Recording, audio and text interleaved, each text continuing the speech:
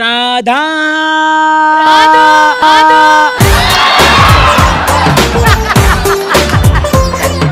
పాడు నాడు పాడవాడు మూతి మీద గుద్దుతా వయమ్మ దూరం పెట్టు వయమ్మ దూరం పెట్టు ఏ చల్ ఉకో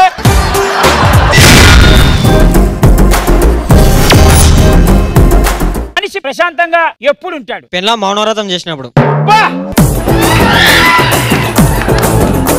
3 గంటల సేపు టాయిలెట్ వెతుకుతుంటే సడన్ గా కనిపించినప్పుడు